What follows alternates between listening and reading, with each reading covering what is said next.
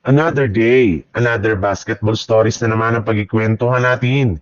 At ngayon nga ay ang balitang pagkuha ng Los Angeles Lakers kina Miles Turner at Gary Trent Jr. At ang balitang pagkuha na ng Golden State Warriors ng bagong player.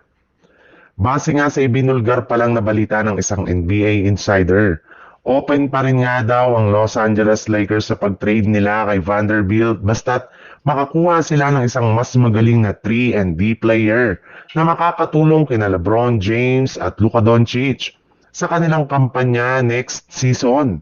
At isa nga sa mga nabanggit na player ngayon na balak kunin ng Lakers ay si Royce O'Neal mula sa Phoenix Suns.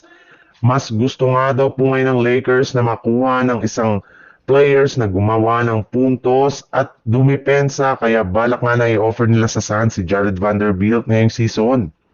Bukod rin nga kay Royce O'Neal, ay plano rin naman nga ng Lakers na kunin sina Gary Trent Jr. at Miles Turner mula sa Milwaukee Bucks na inaasahan nilang magpapalakas ng kanilang bench, front court at sa kanilang scoring.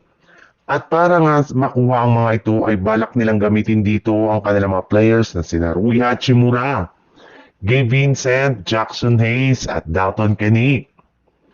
Sa ibang balita naman, pagkatapos nga ng nakakadismayang pagkatalo noong nakaraang araw ng Golden State Warriors, ay dediretso na nga po sila sa lugar ng Portland Trail Blazer para kalabanin ng koponan. Alam naman nga po ninyo na hindi pa nga nananalo ni isa mang beses ang Golden State Warriors sa Blazers ngayong season kaya balak talaga na kunin nila ito bukas ng umaga.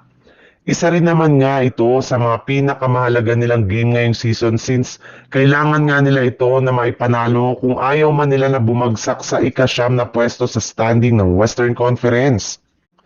At bago pa man nga magumpisa muli ang kanilang mga laro ay may lumabas na nga na balita na gumagawa rin naman nga ngayon ng Warriors ng paraan para mapa-improve ang kanilang lineup.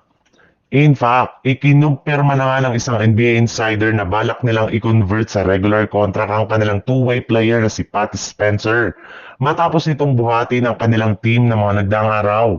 Para nga sa inyong kalaman, kung hindi nga nila yan gagawin ay hindi nga siya makakasama sa kanilang mga huling games sa regular season at maging sa mga play-in tournament o di kaya sa playoffs base sa rules ng NBA.